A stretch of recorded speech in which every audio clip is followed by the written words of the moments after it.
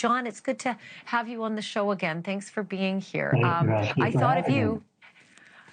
Listen, today, immediately, I thought about you when the judge in Yeah, the Long Island serial killing case said, okay, whole genome sequencing, it's in. So what was yeah. your reaction to that?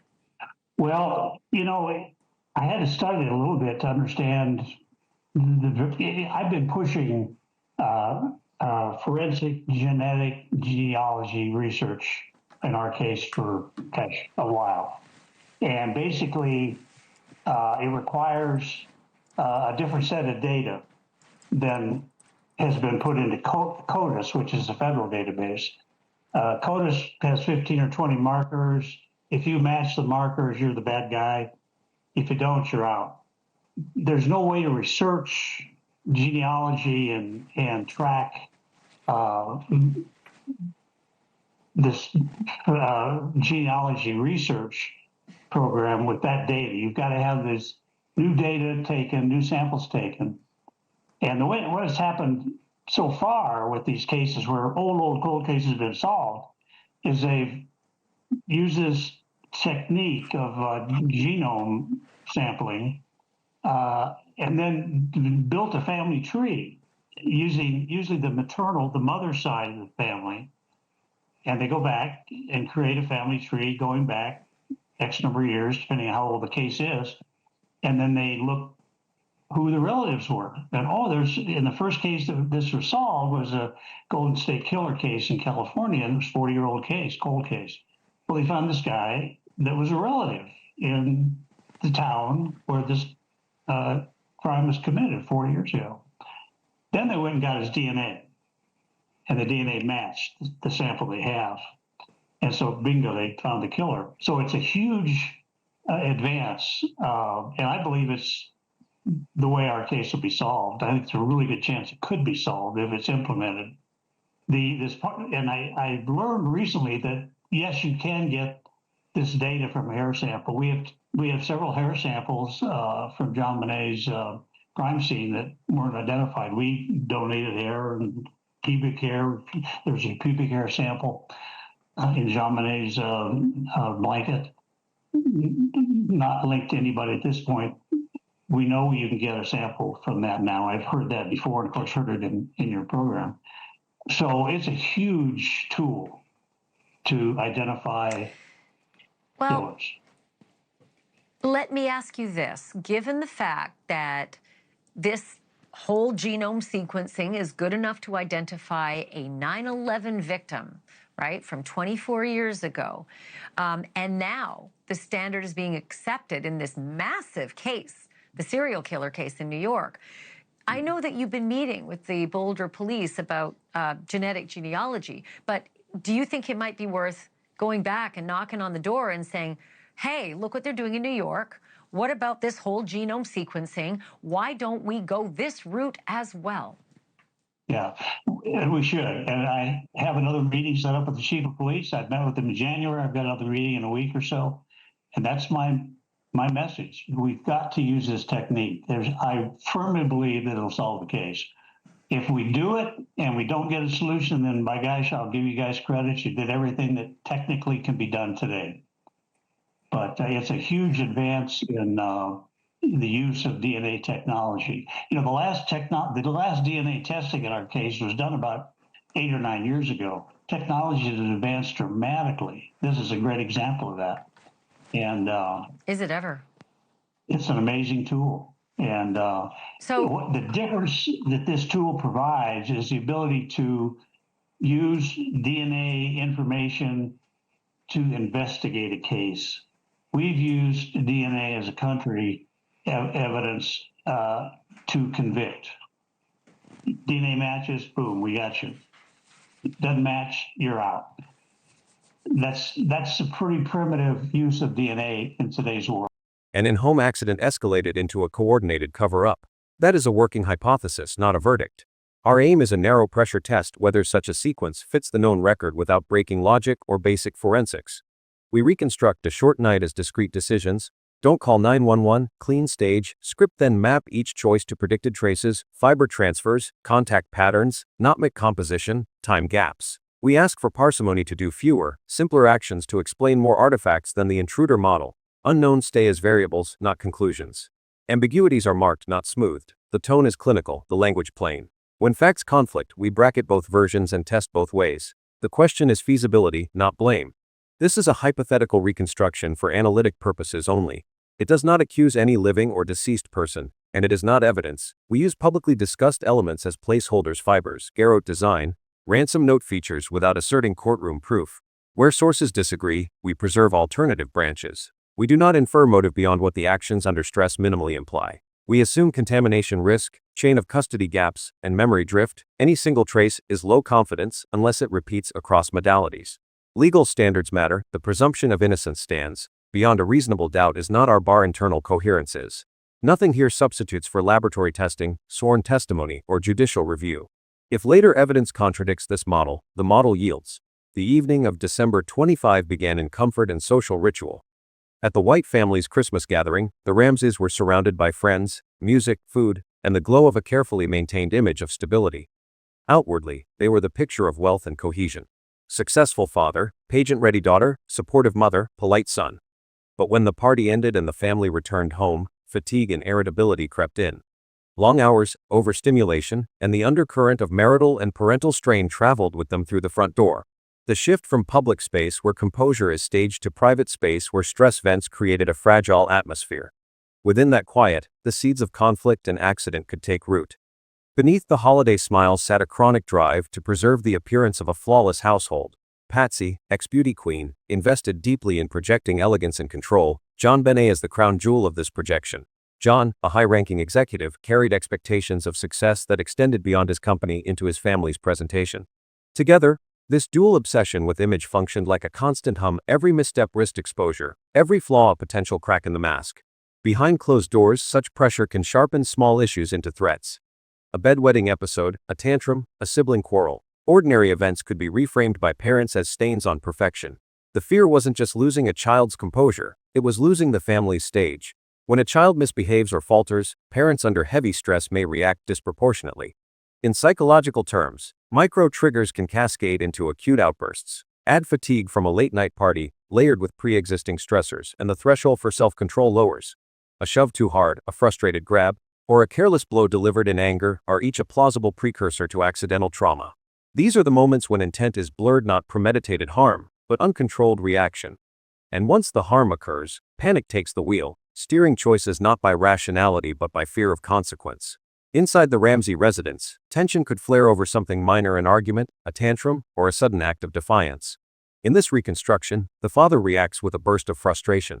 A shove or forceful grab propels the little girl off balance. She strikes against a solid fixture, perhaps a countertop edge, the rim of a bathtub, or the corner of a heavy piece of furniture. The blow lands with unforgiving physics, fragile bone at the upper portion of the head meeting an immovable surface.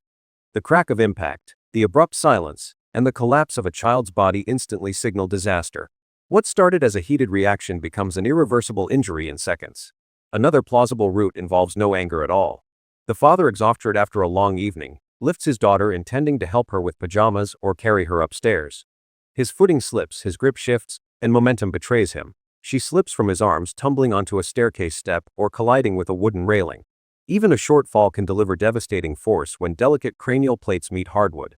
There is no malice, only a momentary lapse. Yet the outcome is indistinguishable from violence, severe damage at the top of the head, collapse, and unresponsiveness. A pure accident, but one that sets the family onto a path where panic dictates every choice. The body tells the story quickly. A child with blunt, force trauma to the head may show glassy eyes, limp limbs, and shallow, irregular breaths. Color drains from the face, lips turn pale, pulse slows. Occasional gasps or rattling sounds may accompany struggling respiration. Consciousness slips away, leaving only fragile reflexes. To any parent, these signs would be terrifying, the unmistakable picture of a medical emergency. But to parents who fear blame, they carry another meaning that if she survives, questions will follow, explanations demanded, reputations destroyed. In that instant, shock and guilt combine to paralyze rational action. Instead of dialing for help, hesitation sets in.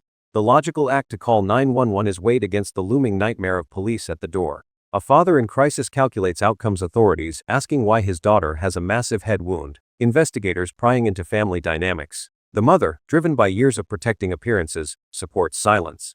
They speak in hushed tones, bargaining with themselves that maybe she will recover, maybe they can still control what happens.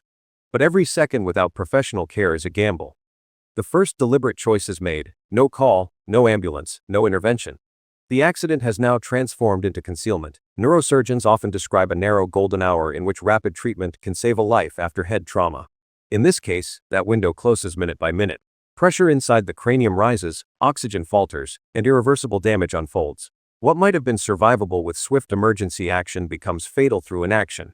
The child's faint pulse vanishes, breathing ceases, and stillness settles in the house. Panic hardens into grim recognition: she is gone. At that moment, the family's priority shifts. No longer is the question how to save a daughter. It becomes how to preserve themselves, how to rewrite the night so the world never knows the truth of those final minutes. Once the child's breathing stopped, the father faced the stark evidence of his own contact. His fingerprints, his sweat, perhaps even small fibers from his clothing could remain on her body. In his mind, exposure meant law enforcement reconstructing the blow, painting him as an abuser rather than a desperate parent. So he began thinking like a cleaner. He adjusted her clothes, wiped surfaces he knew he had touched, and carried her to another part of the house to redirect suspicion. Each act was not random but calculated to erase the impression that his hands had delivered the impact to her head. In doing so, he crossed from negligence into manipulation, trading transparency for concealment. The mother's role was different, but equally critical. She assumed responsibility for creating the image of an outsider. Her task was not to erase but to invent. She drafted a long ransom note, one that blended financial demand with threats, using paper and pen taken from her own home. She staged subtle signs: an unlocked window, a moved suitcase, hints that someone had entered and escaped unseen. Her goal was to provide detectives with a ready-made explanation that diverted attention from the family. Where the father's mission was removal, hers was substitution. Together, their actions merged into a single defense, making the house look like a crime scene crafted by a stranger. In this reconstruction, the labor of staging fell into compartments. The ransom letter became the mother's signature contribution: lengthy, theatrical, unmistakably personal in phrasing. The ligature device fashioned from cord and a broken brush served to dramatize violence, suggesting a predator's ritual. Relocating the child's body, covering it with a blanket, allowed the father to guide investigators toward the basement and away from the bedroom. Each element reinforced the others, creating a mosaic of supposed intrusion. Yet beneath the surface, the inconsistencies multiplied: a note written too carefully, a device improvised with household objects, a body both hidden and oddly cared for. The partitioning of tasks exposed the joint nature of the scheme. At the core was not hatred but loyalty twisted by fear. The mother looked at her husband and saw the man who provided, who defined their social status. Protecting him felt synonymous with protecting herself, her son, her reputation. The father looked at his not grieving parents, but co-authors of a fiction. Each gesture of collusion deepened the bond while erasing the possibility of later honesty. The line crossed that night was not just ethical but legal. An unintentional fall or a rash shove might have been seen as manslaughter or tragic negligence. By staging a kidnapping, by tying cords around a small throat, by scripting a ransom demand, they invited charges far greater. They transformed a preventable loss into a tableau of cruelty. What began as an accident now bore the hallmarks of intent: planning, fabrication, obstruction. This is the hazard of concealment: every step to cover a mistake magnifies culpability. In seeking to preserve their image, they destroyed it, turning a private family tragedy into a permanent public crime story. Accident triggers panic. Panic breeds silence. No emergency call becomes the hinge. From there, the father pivots to removal of direct traces, hands, clothing fibers, touch points while relocating the child to a lower, less trafficked space. The mother builds an alternate storyline, a long-demand noted on household stationery, details seeded to feel personal yet distant. A cord and handle device is introduced to imply predation and control. The child is covered, not hidden, inviting discovery but misdirecting cause. Only then do they contact authorities, after the set is dressed. Final step: narrative management, calm phrases, rehearsed beats, steering visitors and officers toward the basement, away from the bedroom. Each link predicts a distinct family of traces and timing gaps that can be weighed against the record. Father causes the head injury, mother architects the scene. Expect heavier male handling traces on the child's garments and surfaces. Written content sounds domestic, intimate, yet stylized. Sibling delivers the initial blow during conflict. Both parents execute the concealment. Predict a sharper separation between impact locus and later staging, with fewer adult biological traces at the origin zone and more downstream. Mother causes the trauma during a late-night outburst. Father completes mechanical elements and transport. Anticipate cleaner drafting of the note by the same hand that engaged with the child earlier. plus male strength markers in lift paths and object placement. Across all three, the twisted cord, the note, and body repositioning act like three legs of one table, but the relative weights differ, and so do the microsignatures. Parsimony drives the selection. A stronger adult manages sudden force and later relocation. The partner specializes in narrative craft and prop details. That division matches capacity lifting. Moving and wiping demand physical confidence. Long-form drafting under pressure demands language control and a steady hand. It also maps to risk tolerance. The one with most to lose professionally seeks to erase direct contact. The one embedded in social performance supplies the script. Time math favors it. The movement window. The drafting window. The set dressing window can run in parallel only if duties are split this way. Finally, the emotional economy fits. Protector of status focuses on leisure. Protector of image focuses on plausibility. Fewer assumptions, cleaner clocks, clearer motives. Among variants, this arrangement requires the least invention to explain the most artifacts.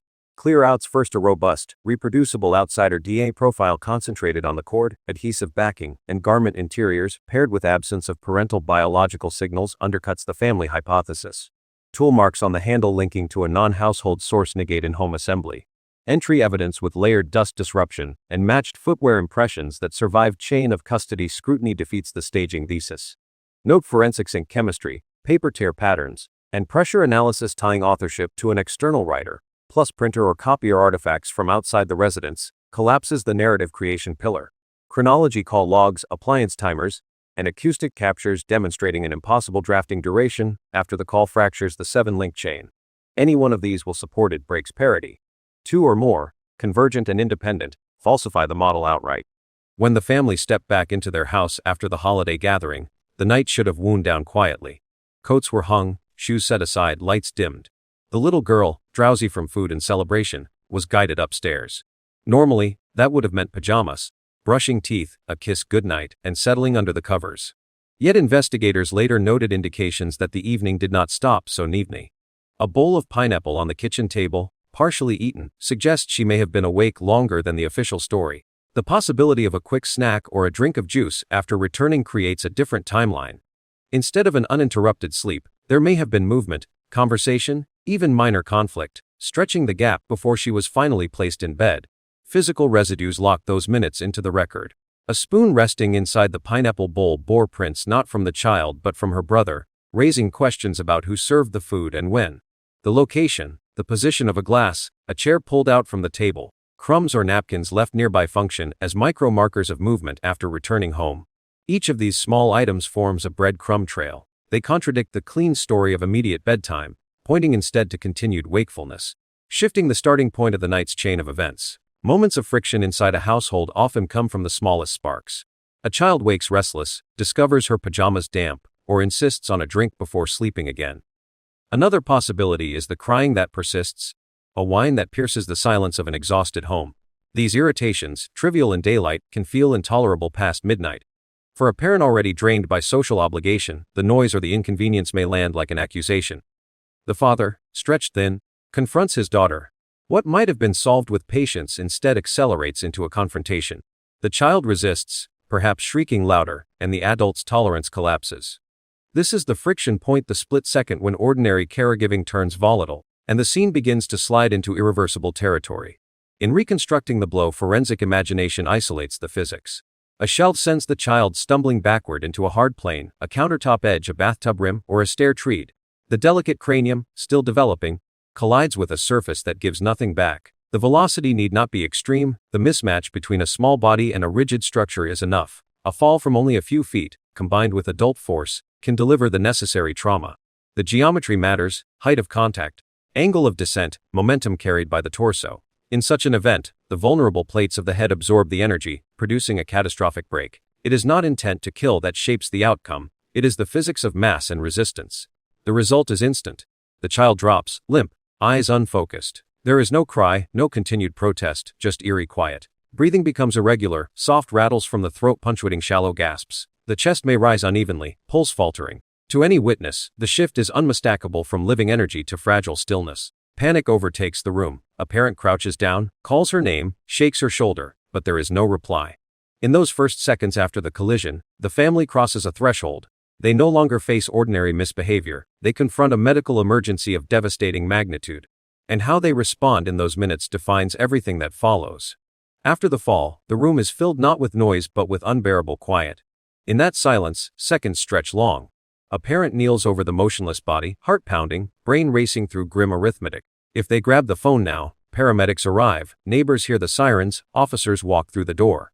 That means questions. How did she strike her head? Why were you the only adult present? What were the circumstances? Calling for help could save her if she is not yet gone, but it also risks turning an accident into accusation. Within a span of 1 to 3 minutes, fear outweighs reason.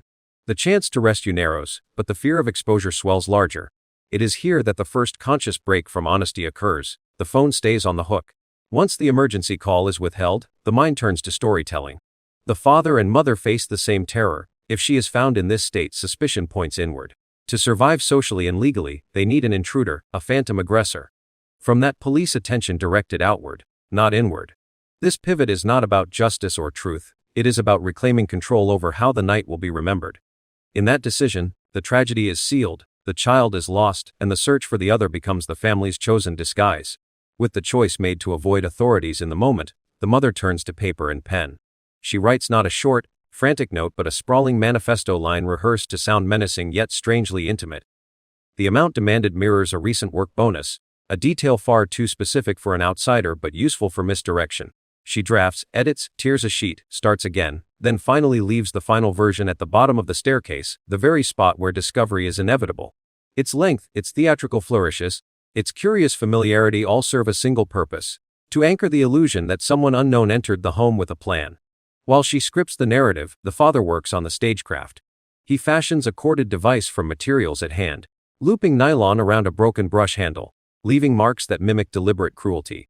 He then moves the child's body to a basement room, not hidden but placed in a way that would ensure eventual discovery. A blanket covers the torso, both concealing and strangely protecting, betraying a mixture of fear and parental instinct. These acts tell investigators two stories at once: evidence of violence meant to suggest an outsider, and gestures of covering that reveal conflicted intent.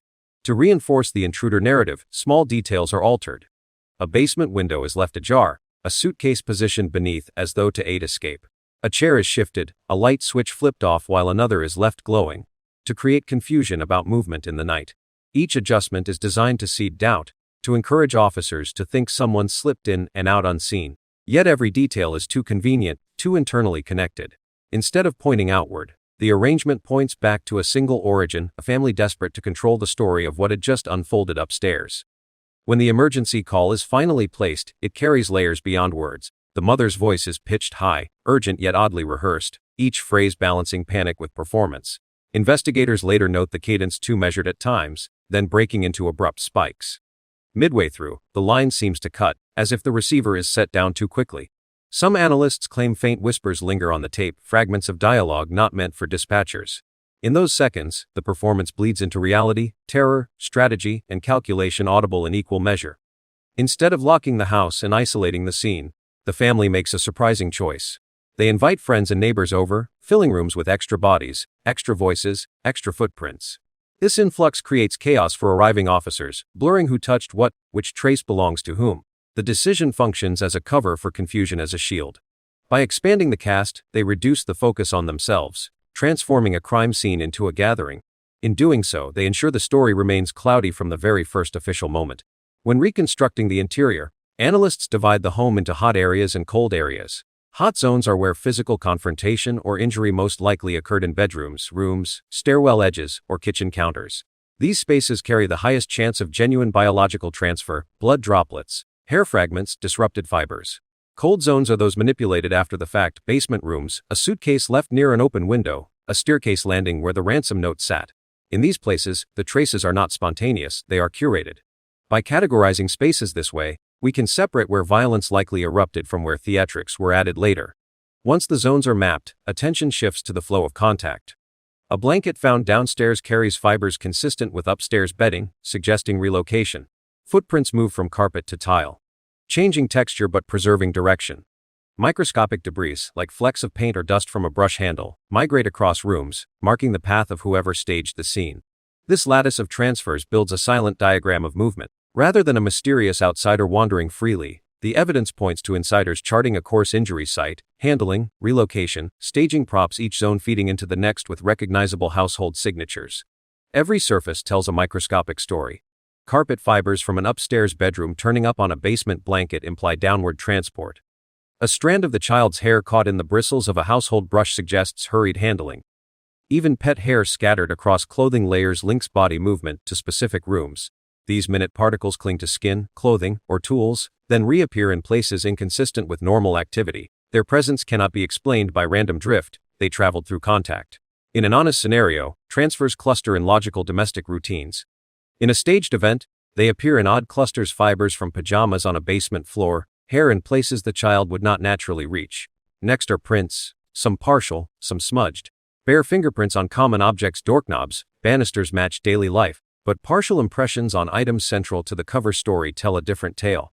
A ransom note showing inconsistent grip patterns, or a suitcase beneath a window carrying faint glove textures, points to deliberate staging. Analysts distinguish between natural oils of skin and the absence thereof when gloves are used. A gloved hand leaves its own language, drag streaks, irregular pressure, distorted outlines. When such marks appear only on objects tied to the intruder narrative, suspicion grows. Authentic living spaces distribute fingerprints randomly. Fabricated ones display selective presence and selective absence, revealing the mind of someone attempting to direct interpretation. Finally, erasure itself becomes evidence. Surfaces wiped hastily leave streaks visible under alternate light sources. Dust layers broken in straight lines indicate objects moved recently, then repositioned as if untouched. A lamp with a pristine base amid otherwise dusty furniture shouts manipulation. Clean patches on doorframes contrast with untouched surroundings, showing targeted cleaning, not general tidiness. In this case, investigators interpret such patterns not as benign housekeeping but as panicked correction. The more vigorously someone tries to erase, the clearer the erasure stands out. Together, wiped zones, displaced items, and dust breaks reveal the choreography of concealment, a hidden map of where hands moved after the accident, trying to rebuild a story that never truly happened. Among the most unsettling artifacts in the basement was the improvised cord device. It consisted of a short wooden handle broken from a household brush, around which nylon cord had been wound and tied. The looped section formed a tightening mechanism, while the handle served as leverage. This was not a tool brought from outside, its materials belonged to the home. The design mimicked instruments associated with control, yet its crude assembly betrayed haste. A true intruder would likely carry their own prepared restraint. Here, the brush fragment and household cord indicate an object fashioned on the spot, not carried in advance. That detail turns the device in a symbol less the signature of a predator, more the mark of improvisation by insiders under pressure. Closer inspection of the knot revealed irregularities. Small indentations suggested fingernails pressing into the nylon during hurried tightening. The cord's surface carried friction burns, fibers frayed in uneven directions. Microscopic analysis is possibly from the victim's clothing or blanket. These inclusions tell of contact at the moment of assembly, not later planting. They also expose the mechanics of who tied it to inexperienced hands, struggling under stress, leaving traces of skin oils, broken fibers, and asymmetrical tension. Rather than the work of a seasoned offender, the evidence points toward rushed construction, a hurried attempt to add drama to the staging. The central question is purpose. Was the device applied to extinguish life, or merely to simulate the actions of an outsider? Autopsy markers indicate pressure, but interpretation remains contested. If death had already resulted from blunt trauma, then the cord's function was symbolic of an attempt to recast an accident as deliberate violence by another. If applied earlier, it might have contributed to breathing failure, making the cover-up indistinguishable from homicide. Either way, intent becomes blurred. The object embodies the transition from negligence to fabrication, from tragedy to spectacle. It stands not only as evidence of violence, but as testimony to a family's desperation to redirect suspicion away from themselves. The most striking element of the ransom letter is its sheer size, nearly 400 words, far longer than typical extortion notes. Its rhythm wavers between clipped threats and oddly formal phrasing, as if the writer was torn between sounding menacing and sounding theatrical. Within its lines appear echoes of popular films and common cliches, phrases resembling dialogue lifted from thrillers, warnings that read more like movie scripts than authentic menace. A true abductor pressed for time would scrawl demands in a few sentences. The deliberate pacing, the careful allusions, suggest composition in safety and privacy. Rather than reflecting the mindset of a predator, the document mirrors the anxieties of someone close, struggling to manufacture the voice of an outsider. Beyond the words themselves, the material carries its own testimony. The pages were torn from a notepad kept within the kitchen, and the ink matched pens available in the house. Under magnification, indentation lines showed abandoned drafts, phrases tested, crossed out, then rewritten. The act of sitting at a kitchen counter writing in extended form requires calm conditions, not the urgency of a break-in. Placement at the bottom of the staircase, positioned for immediate discovery, reinforced its role as a prop. The physical trail tearing, scribbling, reworking exposes a deliberate process inconsistent with the frantic hand of a genuine kidnapper. Even in the absence of a clear match, the note may hold microscopic residues. Tiny droplets from breathing close to the page, specks of graphite dust from the pencil's tip, sweat absorbed into the fibers each represents biological presence. These markers, invisible to the naked eye, betray the intimate proximity of the writer. In authentic extortion, offenders often use gloves or take steps to avoid leaving DNA. Here, the length of time spent drafting, the lack of protective measures, increase of the chance of transfer. The letter thus stands not only as linguistic theater but as a physical artifact binding the staged narrative to the very household it sought to deflect suspicion from. To clarify the scene, investigators often use a matrix linking each physical trace to a probable source behavior. Fibers on the blanket point back to upstairs bedding, signaling relocation. Indentations on the cord loop connect directly to hurried knot tying under stress. The ransom letter, written on household stationery, maps to composition at the kitchen counter. Smudge dust lines around furniture indicate repositioning during staging. Each trace to action arrow simplifies the chaos, converting fragments into sequences. In this framework, the basement blanket does not merely exist, it represents carrying a body downstairs. The cord is not just nylon, it embodies improvisation. The letter is not words alone, it is performance under fear. Once the trace to action map is built, each arrow receives a plausibility score. High weight, fibers transferring from bed to basement, strong internal consistency. Medium weight, glove marks on the suitcase beneath the window possible, but vulnerable to contamination. Low because they demonstrate intent, not accident. The foundation of the outsider narrative rested on three pillars. First, the ransom note, verbose, theatrical, invoking menace while demanding an oddly specific sum.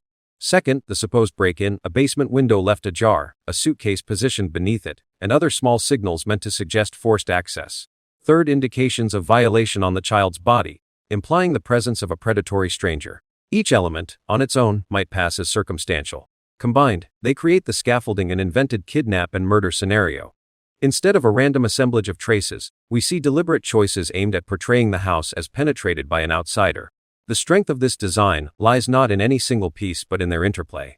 The note establishes motive and menace, the window suggests opportunity, and the injuries imply method.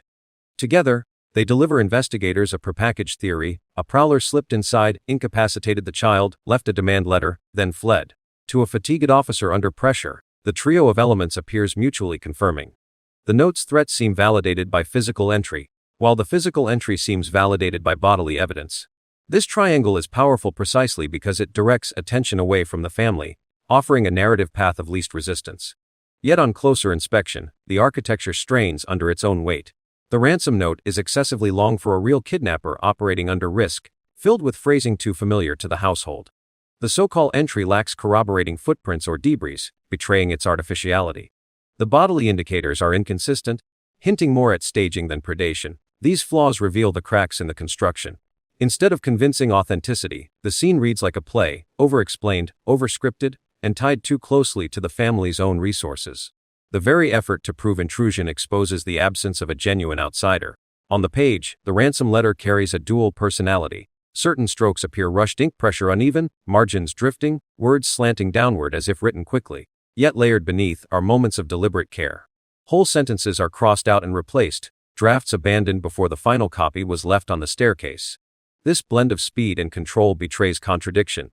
The writer wanted to simulate panic but could not resist revising. A genuine intruder, pressed for time, would never risk exposure by lingering to edit. Here, the careful corrections reveal an author with access to quiet space and the confidence to sit, compose, and polish even in the shadow of a dying child. Perhaps the most jarring detail is the dollar amount demanded in $118,000. Not a round figure, not $1 million sum, but a number identical to the father's recent work bonus. To outsiders this detail would be unknown, but within the household it was common fact. By including that figure, the writer attempted to add authenticity. Only a stalker with intimate intelligence would know such a number. Yet the choice backfires. Instead of proving an intruder's access, it ties the note directly to the family's financial reality. What was meant to look like evidence of surveillance reads instead as proof of internal authorship. Sprinkled throughout the letter are violent threats, promises of harm, and warnings not to contact police. These serve as decoys. They prime detectives to think outward, to imagine a dangerous offender at large. But their theatrical quality references echoing films, oddly formal wording renders them hollow. They are bait, meant to scatter law enforcement energy across imagined suspects, mysterious foreign factions, and shadowy predators. In practice, the overblown menace distracts only briefly before collapsing under scrutiny. What remains is the transparent objective: to redirect the story away from the family's own involvement. The autopsy reported a long fracture stretching across the child's cranial plates. For such a break to occur, forensic specialists estimate that impact force must be equivalent to a fall from several feet or a heavy blow delivered against a rigid surface. Plausible contact points inside a house include the edge of a bathtub, a countertop, a fireplace ledge, or a stair tread. The fracture's length suggests momentum plus hardness, not a light bump. In practical terms, this means either a shove against a fixed object or a fall where the head made first contact. The force required surpasses what a child would inflict upon herself accidentally. It implies external momentum introduced by another's action or by mishandling during carrying. Mapping the fracture's position against common household features gives insight into the credibility of various accounts. A line running along the top of the cranium aligns with an angular surface, not flat flooring. If the story where she slipped on carpet, the fracture's geometry one, it speaks of significant contact against an unforgiving surface. The discord between the trauma and benign explanations forces attention back to adult handling or conflict. A crucial forensic debate is whether the cranial trauma occurred before or after the tightening of the cord. Evidence of bleeding around the fracture indicates vitality at the time of impact. Blood circulated, suggesting she was alive. The compressive marks on the neck, however, reveal restricted airflow later. If the fracture came first, then the cord may have been applied as staging or to mask the true cause. If the cord injury was primary, the head fracture might follow from collapse. Weighing both, the more consistent reading is that head trauma preceded cord application, shifting interpretation from homicidal choking toward a botched cover-up layered atop an accident. The cord left visible indentations circling the child's throat. These grooves, darker on one side than the other, suggest uneven pulling pressure. Forensic measurement of depth and tissue response indicates significant tightening, yet not necessarily prolonged. In practical terms, this implies application strong enough to restrict breathing for at least a minute, perhaps longer, but not hours. Oxygen deprivation of that length leads to rapid unconsciousness, brain damage within minutes, and death if sustained. Whether applied to an already dying child or to one barely clinging to life, the marks show deliberate tightening with mechanical leverage from the handle. This was not incidental contact, it was a purposeful force directed to create the impression of external attack. Closer study of the throat tissues revealed signs consistent with pressure on both airway and blood vessels. Swelling near the larynx, slight hemorrhaging around the carotid, and petechial hemorrhages in the eyes indicate obstruction of an absence of bleeding, lack of full body struggle, and the blanket partially covering the torso suggests staging. If circulation had ceased entirely, compression would leave shallow, dry marks rather than deep bruising. Yet mixed evidence points toward a gray zone. The child may have still had faint vital signs when the cord was applied. That ambiguity fits a cover-up scenario. Parents panicked, unsure if she was gone, adding the device both to hasten silence and to reshape the narrative. Whether staged completely or applied during fading life, the object functioned as theater, transforming accident into supposed assault. Forensic review of the child's lower body revealed subtle but significant changes in tissue. The central question was whether these marks represented harm sustained while she was alive or alterations inflicted after circulation had ceased. Living trauma usually leaves vivid hemorrhage, swelling, and cellular disruption due to active blood flow. Postmortem handling, by contrast, results in paler abrasions, shallow tearing, and minimal bleeding because the vascular system is no longer pressurized. Microscopic analysis in this case produced mixed signals. Some findings suggested vitality at the time of contact. Others appeared consistent with manipulation after death. This ambiguity opens the door to competing interpretations, either genuine molestation in the final moments or staging designed to suggest such an act. The distinction matters profoundly because it separates intent to exploit from intent to mislead. When considering the wider tableau, the inconsistencies stand out. If a true predator had entered solely to violate, one would expect deeper trauma patterns, more chaotic disruption, and perhaps residue indicating repeated contact. Instead, the injuries observed were limited, shallow, and curiously aligned with the cover story rather than with predatory behavior. The absence of corresponding biological material, no clear semen traces, no foreign epithelial cells undercuts the theory of a stranger motivated by sexual compulsion. Instead, the evidence aligns more with symbolic gestures, marks created to mimic assault. supporting the ransom note's fiction of a brutal outsider. In this reconstruction, the genital findings are not proof of predation but artifacts of staging, a tragic manipulation layered onto an already fatal accident to reinforce a false narrative. To sustain the illusion of an outsider, first came the ransom note pages of threats, demands, and posturing intended to anchor the idea of abduction. Second were the scattered hints of forced entry, a basement window left open, a suitcase beneath it as though to facilitate escape, and minor objects shifted to suggest clandestine passage. Third was the deliberate addition of marks on the child's body, minimal but pointed, as if to imply that a depraved figure had targeted her. Together, these elements were supposed to fuse into a singular image, an unknown predator entering the home, inflicting harm, and vanishing into the night. Individually, each signal might be dismissed as coincidence. A note could be a prank, an open window, an oversight, bruising an unrelated medical condition. But when placed side by side, they create what psychologists call cognitive reinforcement. Detectives encountering them simultaneously are nudged to build a coherent story. A kidnapper writes demands, sneaks through a window, and attacks a child. The presence of all three cues narrows the aid cracks under scrutiny. The ransom letter is far too long for a hurried intruder, packed with intimate knowledge of the father's work bonus and phrased in a voice that sounds more suburban than criminal. The signs of break-in lack depth, no footprints in fresh snow, no tool marks around frames. The supposed sexual element is shallow, inconsistent with patterns seen in authentic predatory cases.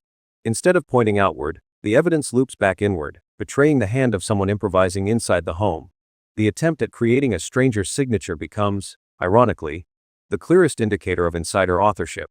At first glance, the ransom letter radiates urgency, uneven strokes, abrupt changes in pens that wander. Yet under closer inspection, another layer emerges, pauses, rewrites, and intentional corrections.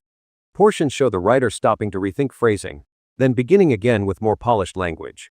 This is not the product of someone scribbling under duress in a strange house. It is the work of an insider taking the time to refine tone. The coexistence of haste and deliberation betrays the tension, panic driving speed, self-preservation demanding precision. What survives on paper is a hybrid part frantic scrawl, part rehearsed script. The figure demanded $118,000 is conspicuously exact. Not a rounded sum typical of random ransom notes. It matches a company bonus the father had recently received, information virtually impossible for an intruder to know. By anchoring the demand to that precise number, the letter inadvertently reveals its author's closeness to household affairs. Instead of projecting the voice of a faceless criminal, it broadcasts familiarity with the family's finances. The detail intended to heighten realism instead exposes the fabrication, because the demand reveals not distance but intimacy. In the architecture of deception, this figure is the fatal tell. Interspersed throughout the letter are violent threats and cryptic references, lines about monitoring the family, about dire consequences if demands are ignored. These flourishes act as lures, designed to keep detectives chasing shadows, an imaginary network, a phantom group calling itself something obscure. The aim was psychological, to overwhelm investigators with menace, distract them from looking too closely at domestic inconsistencies. But these menacing phrases ring hollow on repeat reading, more reminiscent of movie villains than authentic criminals. Instead of instilling fear, they raise suspicion, exposing the clumsy hand of authorship by someone who needed the story more than they needed the money. The supposed break-in hinged on a few carefully planted visual cues. A basement window was left ajar, as if someone had slipped inside under cover of night. Beneath it, a suitcase was positioned conveniently, implying a step for climbing in or out. Shallow scratches along the frame added to the illusion of tampering. Yet these signals were strikingly minimal. They did not involve broken locks, shattered glass, or displaced snow, only small adjustments achievable within minutes. The simplicity itself betrays intent, not the chaos of forced entry, but a controlled tableau meant to be read at a glance by arriving officers. The staging avoided the one element that would have been most convincing: footprints. Outside, fresh snow covered the ground. An actual intruder would almost certainly have left a trail. But any attempt to manufacture prints would face scrutiny. Tread patterns could appear, depths inconsistent, melting rates suspicious. The risk of counter-verification was too high. So instead of daring to create tracks, the stagers left their absence, hoping investigators would not press the contradiction. By omitting the most obvious proof, they shielded themselves from the danger of exposure. That omission speaks louder than the scratches or suitcase ever could. To make the intruder narrative more believable, one or two details were left sloppy by design. A chair slightly out of place, a window curtain disturbed but not torn, tokens of imperfection, intended to mimic the randomness of a real break-in. This tactic, sometimes called purposeful imperfection, tricks observers into lowering suspicion. Yet in this case, the details were too sparse and too convenient, standing out as props rather than genuine disruptions. Instead of reinforcing credibility, the half-hearted traces highlighted the artificiality of the scene, revealing insiders grasping for realism, but never daring to let the mess get beyond their control. Within this reconstruction, the initiating act is accidental, a shove, a slip, an unintended fall. At that stage, culpability lies in negligence, not premeditation. Yet the following steps change the legal character. When the father, realizing the child may still cling to life, withholds emergency aid and instead participates in cover-up, he crosses into conscious disregard for human survival. If the cord was applied while faint signs of life remained, prosecutors could argue the moment of tightening marked the transition from negligence to homicide. Intent formed not beforehand but in the frantic aftermath.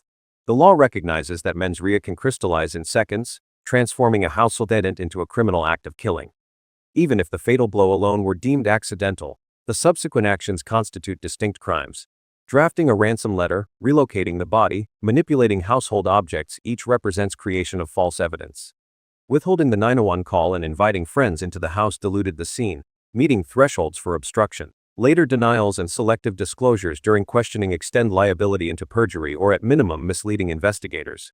Thus, even without proving intentional homicide, prosecutors could pursue charges of manslaughter paired with multiple counts of evidence tampering and obstruction. The cumulative weight of those charges can, in practice, rival a murder indictment in severity. The strength of a case built on this hypothesis is not a single dramatic proof but the sequence of interconnected acts. Prosecutors would avoid portraying the head injury, the cord, or the letter as standalone smoking guns. Instead, they would emphasize the chain injury, failure to seek help, staged artifacts, misleading call, contradictory statements. Each act builds upon the last, showing a continuum of culpability. The narrative is not a stranger invaded but parents reshaped a tragedy into a false kidnapping. By highlighting the flow, the state creates coherence from fragments. Among the artifacts, two carry disproportionate weight, the cord device and the ransom note. Both require deliberate construction, both signal forethought, and both move the case beyond accident. The cord demonstrates application of force through mechanical leverage, the letter demonstrates extended composition under calm conditions. Together, they serve as anchors to argue that intent was present if not to kill, then to deceive. They are the pivot points where defense of accidents collapses into evidence of conscious fabrication. Defense teams would counter with contamination, the crowded house, the botched chain of custody, the decades of delay. They would argue that fibers, prints, and microscopic residues are unreliable, that memory drift has corrupted testimony. Prosecutors must preempt this by framing the case not around purity of single samples, but around the improbable accumulation of coincidences. A contaminated fiber can be excused, a contaminated fiber plus an insider's handwriting plus a staged window cannot. The strategy is to show that while any one item is disputable, the pattern is not chaos itself becomes evidence of orchestration. From the defense perspective, the first shield is the chaos of the original investigation. Friends and neighbors walked freely through the house before it was sealed, officers touched objects without gloves, and vital evidence lay exposed for hours. That disorder allows attorneys to argue that every fiber, every latent print, every biological speck is suspect. They emphasize that investigators fixated early on the family, shaping interpretation bias rather than neutrality. The presence of trace DNA from unknown sources, minute particles clinging to garments becomes their trump card. Such material, they argue, is incompatible with exclusive family guilt and consistent with an intruder's presence. The contamination narrative thus reframes the prosecution's case as built on shaky foundations. Next comes direct attack on the reliability of expert testimony. Forensic pathologists who read bruises as signs of deliberate tightening can be cross-examined on alternative explanations, resuscitation attempts, post-mortem artifact, even mishandling at autopsy. Handwriting specialists linking the ransom letter to the mother can be undermined by highlighting the subjective nature of such comparisons. Simultaneously, defense resurrects the stranger theory, citing the open window, the odd ransom note length, and the partial DNA profile as proof of outsider involvement. They argue not that the family's story is perfect, but that reasonable doubt remains. The defense goal is not to prove who entered the house, but simply to remind jurors that the possibility of someone else is enough to acquit. Would educated parents, in a moment of panic, truly choose deception over calling for help? The leap from caregiving to elaborate staging may feel too extreme, challenging the plausibility of the hypothesis. Producing a multi-page document under pressure is counterintuitive. The length alone risks discovery mid-writing, raising doubts that any rational cover-up plan would include such a gamble. A staged break-in without footprints in fresh snow undermines itself. Why omit the most convincing marker? This gap leaves room for critics to argue the scenario is illogical. Determining whether cranial trauma preceded or followed neck compression remains contested. Without consensus, the timeline of events can shift, weakening claims of deliberate order. Trace genetic material on clothing might originate from factory handling or later contamination, not from family or intruders. That ambiguity dilutes the explanatory power of DNA evidence. Analysts dispute whether whispered fragments exist at all. Variability in tap injury concealment, letter drafting, cord assembly, relocation fit into the available hours before sunrise. The compression of tasks challenges feasibility. To test the hypothesis rigorously, analysts could pursue advanced assays on preserved samples. For example, mitochondrial DNA on the cord knots might reveal which family member manipulated it. Microscopic sweat residue embedded in paper fibers could be compared to reference profiles. Even partial recovery of epithelial cells from under the child's nails could help confirm or exclude parental contact. Each result offers a chance to disprove the staging theory. The hypothesis must accept that if outsider DNA predominates in critical artifacts, the family-centric model collapses. Laboratories can also run physical reconstructions. Using mannequins and matched household objects, investigators simulate falls, knot tying, and body relocation under time constraints. The aim is to see if ordinary adults, in panic, could plausibly replicate the staged environment within the time frame. Video analysis of such reenactments tests whether the sequence requires superhuman precision or falls within normal capacity. If the reenactments demonstrate feasibility, plausibility rises. If not, the hypothesis weakens. This experimental approach grounds speculation in measurable data, allowing evidence rather than narrative alone to decide.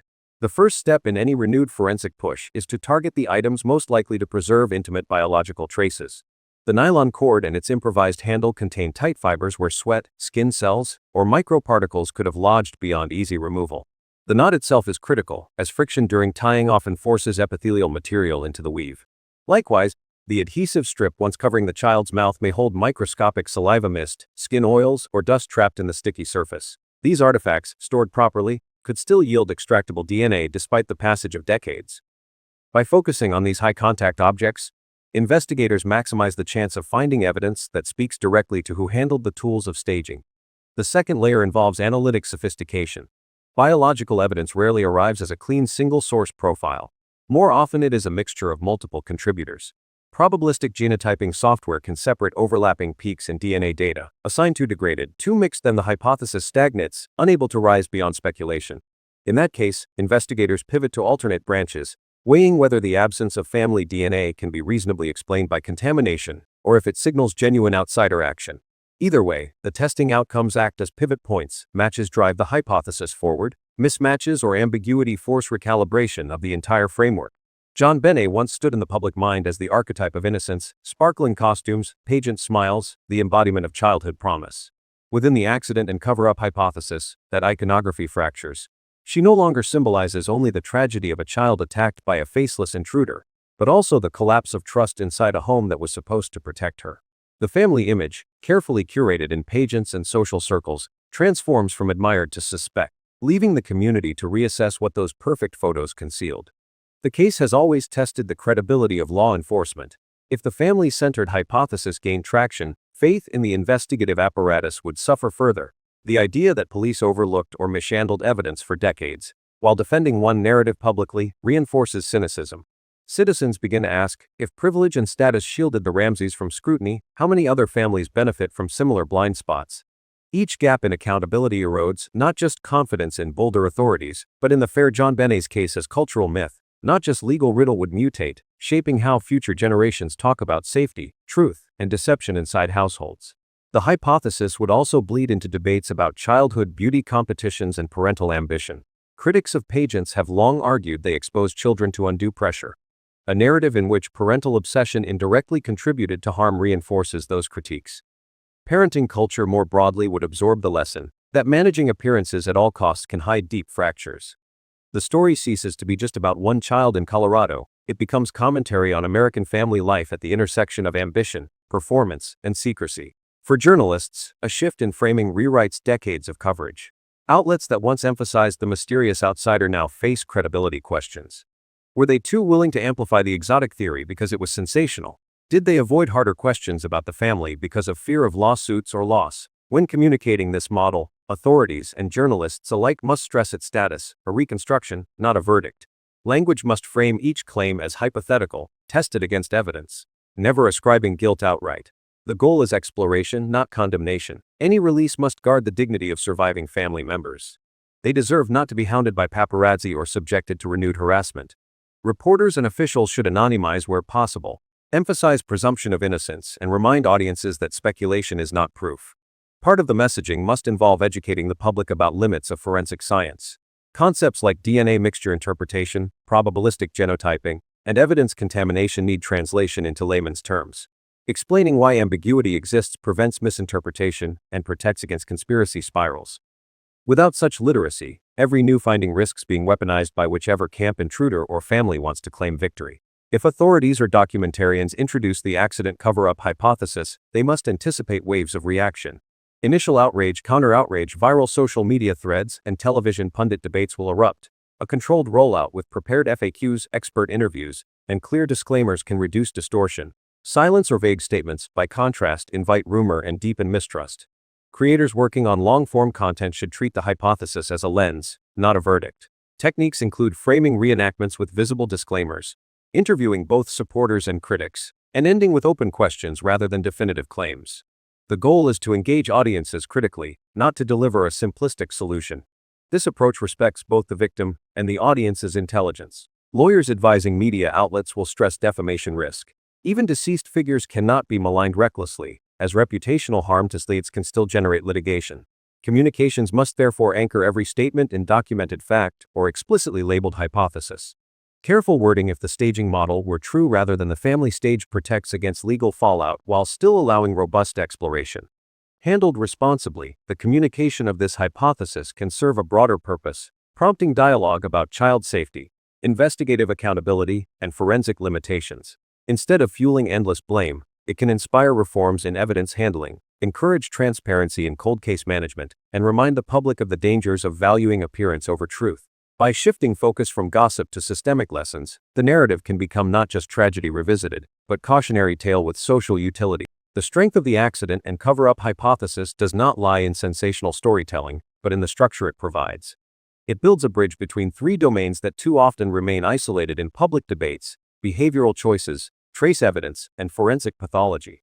Instead of examining each artifact in isolation, the cord, the ransom letter, the blanket, it arranges them as interlocking pieces of a larger sequence.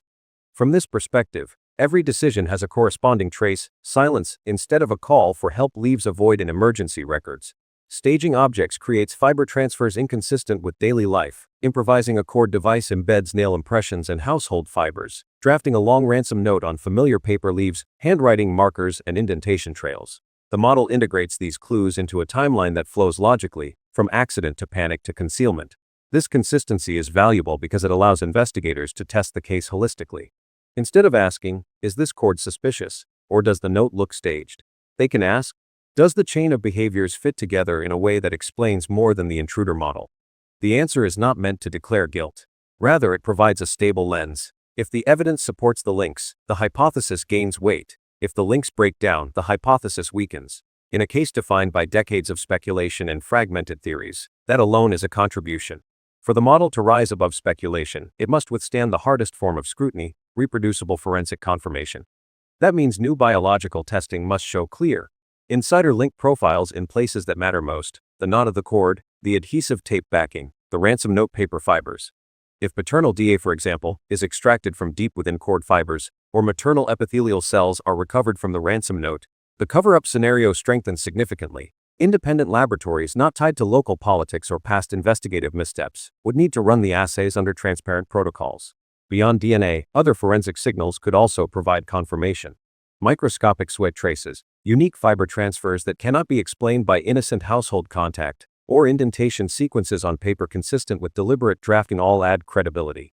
The condition is clear: only evidence that survives scientific replication counts. Acceptance of the hypothesis does not come from narrative persuasion, but from artifacts that objectively align with insider handling. Without that backbone, the model remains an intellectual exercise, not a prosecutable theory.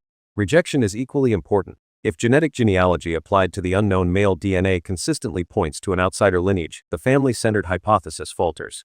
A confirmed match to a non-household individual, backed by genealogical triangulation, would restore force to the intruder model. Similarly, If time and motion reconstructions demonstrate that the staging sequence could not plausibly occur within the available window, the hypothesis loses ground. Forensic contradictions also matter. If vascular evidence proves the cord alone was fatal and delivered by someone else's biology, or if dust analysis shows genuine external entry patterns, the insider theory collapses. This is the principle of falsifiability. The model is only meaningful if it can be disproven. It does not cling to ambiguity, it stakes itself on testable markers. If new evidence closes the door, the hypothesis should be discarded. That intellectual honesty is its safeguard against becoming another conspiracy narrative. The accident is a framework. Its value lies in its coherence, connecting behavior with trace evidence and forensic science in one testable chain. Its survival depends on independent confirmation of insider-linked biological traces. Its death comes from genealogical proof of an outsider or contradictions that cannot be reconciled. In this balance, the hypothesis earns its place not as closure, but as a tool for clarity. It challenges us to move beyond rumor and to measure truth where science, behavior, and narrative intersect. The story of JonBenét Ramsey has always lived at the fault line between tragedy and theater. Nearly 3 decades later, the accident and cover-up hypothesis does not promise resolution, it offers structure. It reminds us that unanswered questions demand more than rumors, they demand frameworks that can be tested, falsified, or confirmed by evidence. In this model, a domestic accident spirals into panic, and panic hardens into staging. Whether true or not, logic forces us to confront uncomfortable realities. That fear of scandal can rival fear of loss, and that image can sometimes outweigh life itself. But the true measure of any theory is not how dramatic it sounds, it is how well it holds against science. DNA still waits in storage, knots still hold microscopic residues, and paper fibers still with a history of their handling. Until independent laboratories exhaust those possibilities, closure remains out of reach. What this hypothesis gives us is not certainty but clarity, a map of where to look, what to test, and how to weigh the contradictions. It is not the end of the mystery, only a reminder that truth, if it comes, must be earned in the lab, not imagined in the headlines.